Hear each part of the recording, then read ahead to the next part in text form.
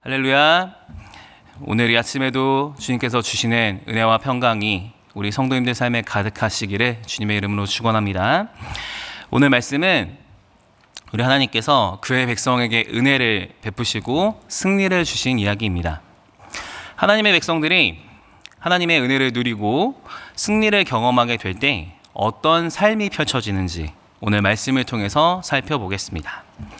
오늘 본문은 기드온이 하나님께 경배하면서 이스라엘 진영으로 복귀하는 장면으로 시작됩니다.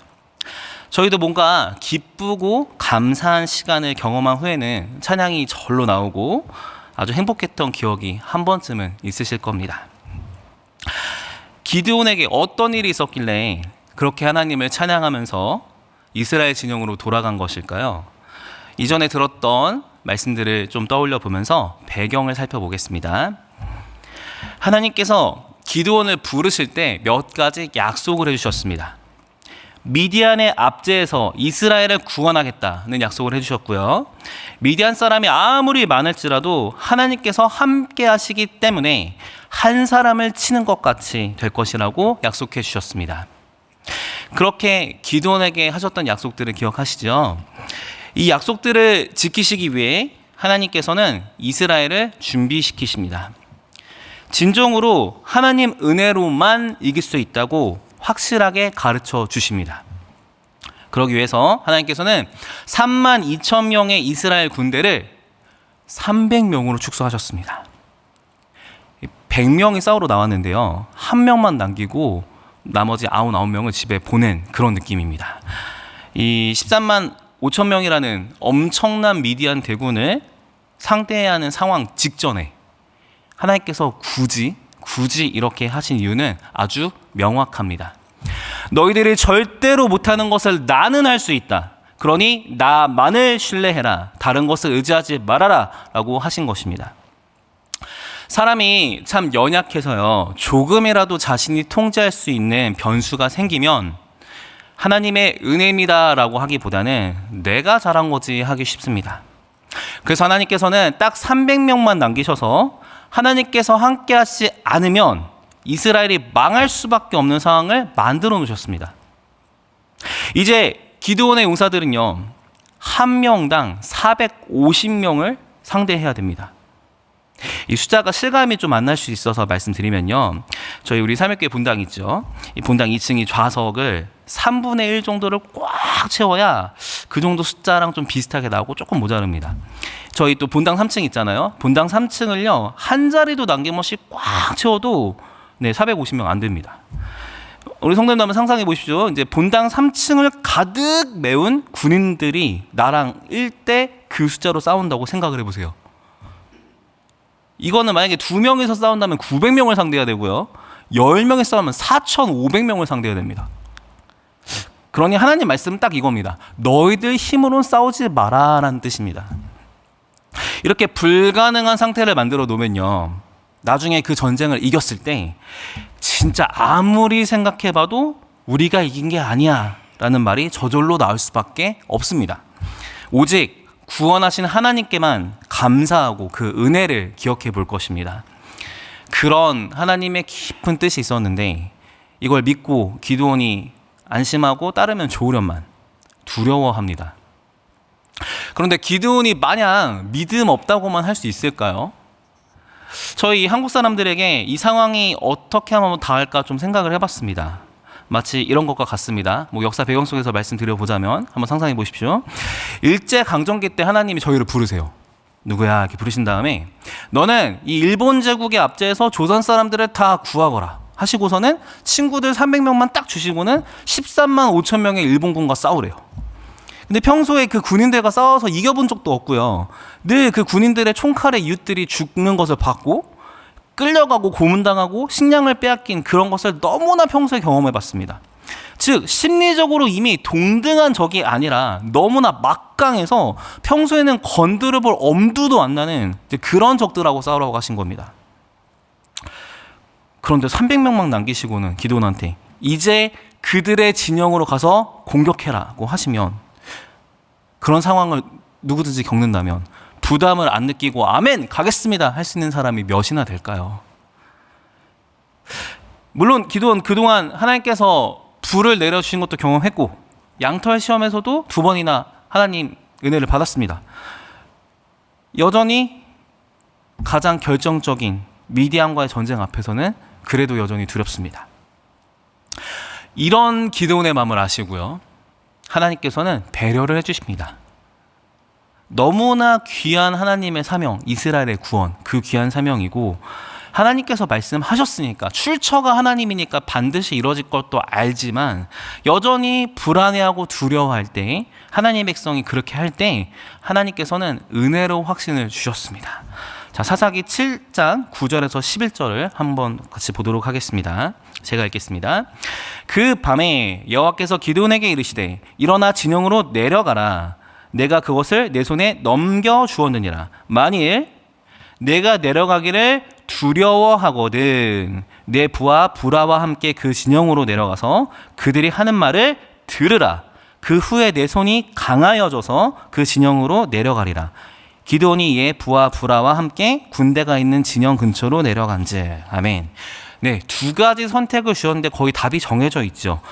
그냥 바로 공격하러 갈래? 아니면 무서우면 그냥 부하랑 같이 진영 가서 뭔가 좀 듣고 오렴, 이렇게 하신 거예요. 당연히 기드온은 후자를 선택합니다. 두려웠기 때문에 부하인 부라라는 사람과 함께 미디안 진영으로 뭔가를 들으려고 갑니다. 이 부라랑 함께 가라 하신 것도, 그 과정도 하나님의 귀한 배려죠. 당연히 혼자 가는 것보단 같이 가는 게 더 든든할 것이고, 다녀오면서 혼자 들은 것이 아니라 같이 들었으니 좀 두려울 때 그 이야기를 떠올리면서 공감하고, 우리 그때 그거 들었잖아요, 아 맞다 하면서 서로 격려해 줄 수 있으니까요. 그렇게 이제 믿음의 동역자까지 붙여주시고 하나님께서는 보내십니다. 일단 그렇게 하나님 말씀 듣고 적진으로 내려가 봤습니다. 하필이면 그 타이밍에 미디안, 아말렉 동방의 모든 사람들이 골짜기에 누워 있었죠. 수가 얼마나 많은지 메뚜기 재앙 일어났을 때나 볼 수 있는 그 정도 스케일의 엄청난 군사들이 있는 겁니다. 그냥 보는 순간 심리적으로 압도당할 수밖에 없습니다.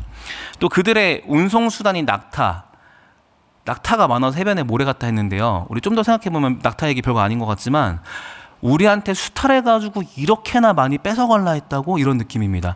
우리한테 빼앗아가지고 가져가겠다고 트럭을 막 몇천 대 몇백 대를 넣었다 생각해보세요.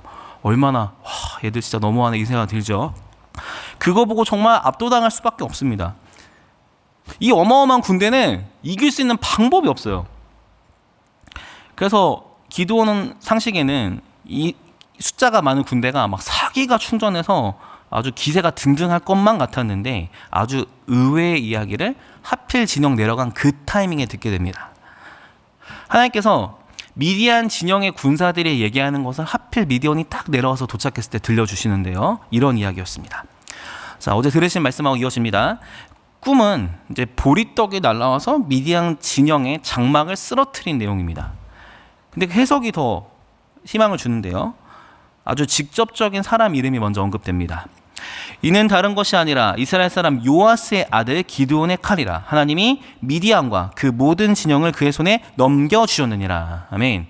네, 기드온 입장에서는 지금까지 두려워했던 적들인데 오히려 적들이 기드온의 칼이란 것을 언급하면서 그로 인해 일어날 사건을 두려워합니다. 기드온이 하나님께, 하나님 동명이인 아니에요? 그 기드온 나 맞아요? 이럴 수 있는 여지도 안 남기세요. 어떻게 하냐면요, 이스라엘 사람 요아스의 아들 기드온에서 딱 정확히 말씀하십니다. 아주 명확하게 승리하게 되는 사람이 자신이란 것을 듣게 됩니다. 심지어 이방인의 입에서 이런 표현이 나오죠. 하나님이 넘겨주셨다, 그런 말이 나왔습니다. 이방인의 말에서요. 하나님을 잘 모르는 이들조차도 이번 전쟁은 하나님께서 기드온한테 승리를 주실 거라는 것, 그것을 전하고 있습니다. 내가 두려워했던 대상이 오히려 알고 보니까 나를 두려워하고 있는 겁니다. 하나님께서 함께 하신다는 약속을 이미 친히 해주셨는데 기드온이 가장 두려워하고 있는 적들의 입에서 오히려 기드온을 두려워한다는 말 듣게 하셔서 그들이 패배할 것이고 기드온이 승리할 것을 확실하게 해주십니다. 이제서야 기드온은 두려움이 사라졌습니다. 이제 순종할 수 있게 됐습니다. 그래서 15절에 이스라엘 군사들에게 이렇게 외쳤습니다. 여호와께서 미디안과 그 모든 진영을 너희 손에 넘겨주셨느니라. 이 말을 들은 300명의 용사들도 위로를 받고 용기를 얻었을 겁니다. 자, 그럼 이제 기드온은 어떤 군사작전을 짜게 될까요? 300명이니 13만 5천 명을 대적하기 위해 어떤 무기를 준비할까요? 저희 같이 7장 16절을 보도록 하겠습니다. 네, 같이 읽겠습니다. 시작. 300명이 세 대로 나누어 각 손에 나팔과 빈 항아리를 들리고 항아리 안에는 횃불을 감추게 하고. 아멘. 네, 당시 전통적인 군사 전략에 따라 부대를 세 개로 나눴습니다. 전술은 기본을 따른 것 같아요. 그런데 무기가 정말 특이합니다. 아주 엄청난 특수 비밀 경기예요. 뭘까요? 나팔, 빈 항아리, 항아리 속에 횃불입니다. 이 당황스러울 이스라엘군의 입장을 최대한 한번 생각을 해봤습니다. 이 세 가지 무기를 만약에 정말 진지하게 전투용으로 사용하면 어떻게 쓸 수 있을까 생각 좀 해봤는데요. 나팔은 당시 동물의 뿔로 만들었거든요. 그래서 이제 둔기 정도로 쓴다고 해도 여전히 칼에는 상대가 안 됩니다. 철과 뿔은 안 되겠죠. 그리고 나팔이니까 신호용으로 좀 쓸 수 있겠지만 오히려 그 소리 듣고 적들이 여러 곳에서 공격을 할 수도 있어요. 나팔은 또 연결해서 다른 무기 만들기에는 좀 재질이 안 좋습니다. 각국 만들려도 어느 세월에 그 작업을 하고 합니까? 안 돼요. 그래서 뭔가 나팔은 무기로 쓰긴 아무리 생각해봐도 적절하지 않습니다. 빈 항아리는 잠깐 좀 모아서 숨어 있는 정도 은폐용으로 쓸 수는 있겠고요. 이렇게 굴려서 뭔가 쓸 수 있고, 재질이 흙이라서 좀 애매하긴 하는데요. 100번 양보해서 조각낸 다음에 이렇게 던지고 그런 방법은 있겠지만 흙으로 만든 물건이니까 조준력이 많이 필요할 거고, 그 다음에 무장받은 군사들 상대로 살상력은 안 떨어질 겁니다. 그나마 횃불이 좀 화공이나 시야 정도 확보는 할 것 같은데, 미디안 군들이 정말 아무것도 안 하고 깊은 잠만 자면은 300명에서 불을 지르고 다닐 수는 있겠지만 여전히 시간이 많이 걸려요. 그리고 상식적으로 이렇게 불이 나는데 미디안 군들 13만 명 넘는 사람들이 잠만 잘 리가 없습니다. 그러니까 아무리 생각해도 이 세 가지 물건은 무기가 안 돼요. 그러니까 그걸 받은 300용사들 입장에서는 지금 뭐 하자는 거지? 라는 생각이 들 수밖에 없습니다. 그러나 하나님께서 약속하신 승리를 미리 본 기드온은요, 분명한 목적이 있어서 이 무기라고 하기엔 좀 민망한 물건들을 나눠줍니다. 자, 그리고서는 혼란스러울 수 있는 용사들에게 이렇게 외칩니다. 17절부터 18절까지의 내용입니다. 제가 말씀드리겠습니다. 내가 하는 것을 보고 따라하면 돼 라고 말한 거예요. 이따가 그 적군 진영에 가면 내가 하는 대로 똑같이 하면 돼. 일단 내가 이끄는 1번 부대가 나팔 불기 시작하면 너희 2번 부대, 3번 부대도 같이 나팔 불어. 그러면서 여호와를 위하라, 기드온을 위하라 하고 이렇게 외쳐. 그렇게 하면 돼. 이거였습니다. 결국엔 그냥 나 따라해, 나팔 불어, 소리 질러, 이겁니다. 일단 이것도 좀 당황스러웠겠지만 300명의 용사는 순종합니다. 자, 이 부분에서 저희가 기억해야 될 것은요, 겉으로 보기에는 기드온과 300용사가 뭔가 나름 준비한 것 같지만 결국 하나님께서 특별한 방법을 주신 겁니다. 기드온과 300용사들은 인간이 보기에 상식적으로 이해가 되지 않아도 하나님께서 기드온을 통해 주신 방법에 순종하고 따르는 결정을 했습니다. 그들은 확신 주신 하나님을 의지하면서 작전을 수행합니다.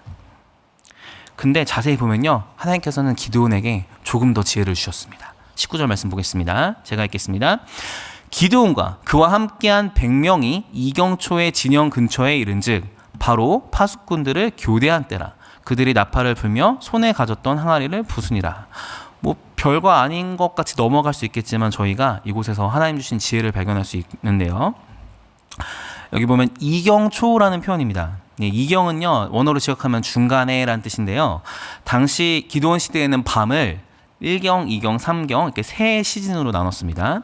그래서 어떤 학자는 이 이경을요, 오후 10시에서 2시 정도로 보는데요. 이경초라고 했을 때 10시에서 11시 정도로 볼 수 있습니다.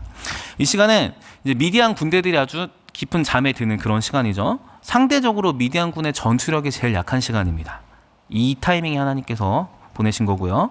게다가 파수꾼들이 교대한 때라는 표현이 나옵니다. 이경의 근무 교대를 막 한 병사들 상태가 어떨까요? 이제 잠에서 깬 지 얼마 안 됐겠죠. 교대하러 나왔으니까요. 인수인계 사항도 확인해야 되고 경계근무 환경이랑 또 야간 시야에도 적응을 해야 됩니다. 그러니까 교대를 막 마친 상황은 좀 정신이 상대적으로 없는 상황입니다.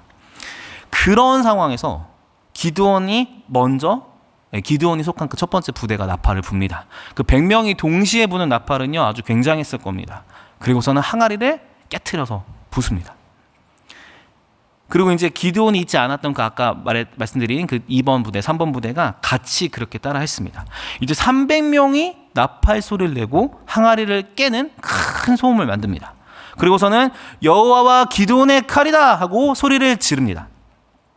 이것이 어떤 효과를 줄 수 있을지 의문이지만 분명히 의미가 있는 행동이었습니다. 먼저 신학적으로 봤을 때요, 300용사가 분 나팔은 특별한 의미를 담은 쇼파르라는 나팔인데요. 이 나팔을 언제 불렀는지는 앞선 레위기랑 여호수아에 나와 있습니다. 레위기 25장을 잠깐 보겠습니다. 보면요, 이제 10절 말씀 보시면은 이제 50년째를 거룩하게 하여 그 땅에 있는 모든 주민을 위하여 자유를 공포하라라고 되어 있습니다. 이때 뿔나팔을 분다는 건요, 희년을 선포하고 그 땅에 자유가 임했다라고 하는 그런 메시지가 있어요. 이어서 여호수아 6장 4절에서 5절 보시면요, 7 양각 나팔이 나옵니다. 이 사건 기억하시죠? 이때 불었던 나팔 무엇입니까? 하나님의 통치를 그 여리고성 가운데 임했다고 선포하는 것이고 이미 승리했던 걸 선포하는 겁니다. 자, 정리해보자면요, 기드온과 300용사가 불었던 나팔, 그 레위기 나팔, 여호수아 때 나팔과 똑같은 그 나팔입니다. 쇼파르. 그러니까 뭐예요?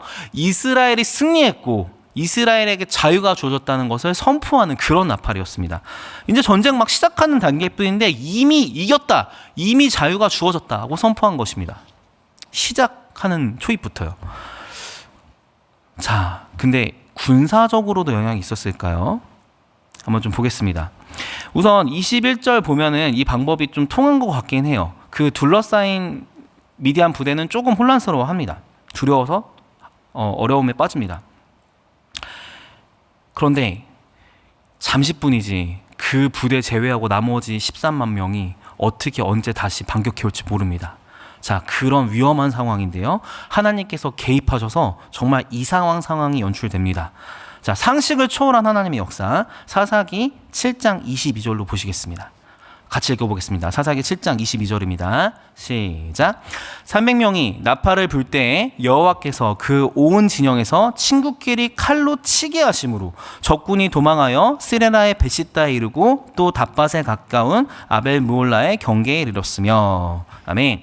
하나님께서 그 온 진영에서 친구끼리 치게 하셨다고 합니다. 이제 아군끼리 서로 싸운 역사가 미디안 부대 안에 일어난 것입니다. 딱 봐도 성경 보면요, 기드온과 하나님과 기드온의 칼이라고 외쳤지만 실제 무기 칼이 있었다는 기록은 없습니다.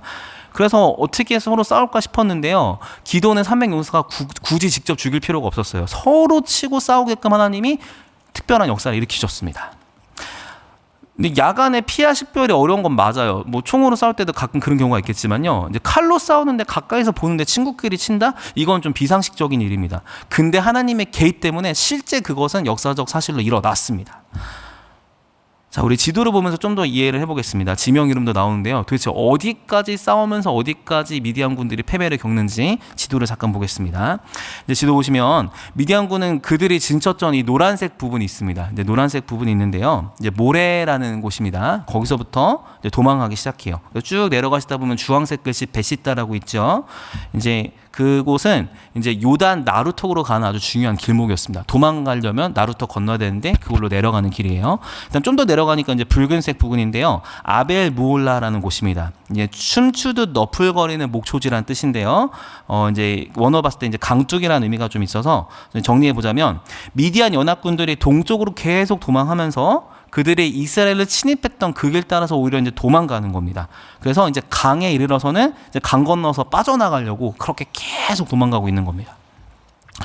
이제 병력이 많았기 때문에 웬만하면 재정비하고 다시 싸워야지 이랬을 수도 있을 거예요. 13만 명은 적은 수가 아니거든요. 근데 본거지도 돌아간다? 이게 어떤 의미가 있을까요? 서로 치고 싸우다가 본거지로 돌아간다? 네, 전의를 상실한 겁니다. 못 싸우겠어. 이스라엘 쟤들하고 못 싸워. 이렇게 된 겁니다. 네, 이렇게까지 수치스러운 패배를 하나님께서 허락하십니다. 미디안 군대는 그렇게 패배합니다. 자, 이 13만 5천 명이 300명에게 이렇게까지나 대패를 당합니다. 왜요? 하나님께서 주신 승리이기 때문입니다. 근데 이제 기드온이 그 다음에 조금 오버를 하게 돼요. 승리를 경험하고 감사했으면 끝까지 순종해야 되는데 약간 오버해서 좀 과한 행동을 합니다. 뭐냐면요, 미디안군을 아예 전멸시켜버릴 생각으로 이제 돌려보냈을 것으로 추정된 아까 그 군사들 있잖아요. 32,000에서 10,000명 남기고 했던 그 군사들, 이제 그 사람들을 좀 부르기 시작을 해요. 이제 미디안과의 전투가 벌어졌던 근접 지역에 거주했던 백성들을 부릅니다. 자, 함께 또 지도를 보시겠습니다. 이제 두 번째 지도 보시면은 이제 24절에 에브라임 산지로 전령을 보내서 에브라임 지파를 부른다는 내용이 있는데요. 또 수로를 점령하라는 명령 내립니다. 이제 그 내용이 이제 에브라임 지파가 저 흰색 원 안에서 이렇게 그 경로로 이제 활동을 한 것이고요. 이제 중간에 보시면 지도 중간에 보시면 강 쪽이 있는데요. 이제 거기까지 쭉 달려가가지고는 미리 점령하고 있는 거예요. 그럼 어떻게 됩니까? 위에서 내려오던 미디안군들이 이제 도망가고 싶어도 길목이 막히는 거죠. 그래서 정확히 또 수로를 점령하라 했기 때문에 하여튼 물을 통해서 어떻게든 배를 가든 뭐 걸어서 가든 헤엄쳐 가든 벗어나려는 모든 미디안군 완전 다 없애버리겠다는 그런 의지를 가지고 에브라임이 가는 겁니다. 원래는 정말 하나님께 온전히 순종했다면 300명만 가지고서는 모든 걸 다 하고 나머지 역사는 하나님께 맡겼어야 되는데 좀 흥분했는지 좀 과한 행동을 하면서 이제 나머지 그 족속들까지 같이 동원합니다. 하지만 하나님께서는 일단 허락은 하셨고요. 그로 인해서 이스라엘이 대승을 거두게 됩니다. 자, 이스라엘의 그 어마어마한 승리의 장면, 사사기 7장 25절 같이 한번 읽어보겠습니다. 사사기 7장 25절입니다. 시작. 또 미디안의 두 방백 오렙과 스앱을 사로잡아 오렙은 오렙바위에서 죽이고 스앱은 스앱 포도주 틀에서 죽이고 미디안을 추격하였고 오렙과 스앱의 머리를 요단강 건너편에서 기드온에게 가져왔더라. 아멘. 이 오렙은 갈가막이란 뜻이고 스앱은 늑대란 뜻인데요. 얼마나 잔악한 그 사람들이었는지 이름 통해 생각해 볼 수도 있고요. 당시 동물 이름을 이렇게 붙이는 것은 아람 족속의 특징이었습니다. 자, 근데 문제는 이 사람들이 방백이에요. 그러니까 왕 같은 존재입니다. 미디안 군대 병사도 이기기 쉽지 않았던 이스라엘이 이제 그 엄청난 미디안 군의 왕 같은 그 방백들까지 죽이는 대승을 거두게 됩니다.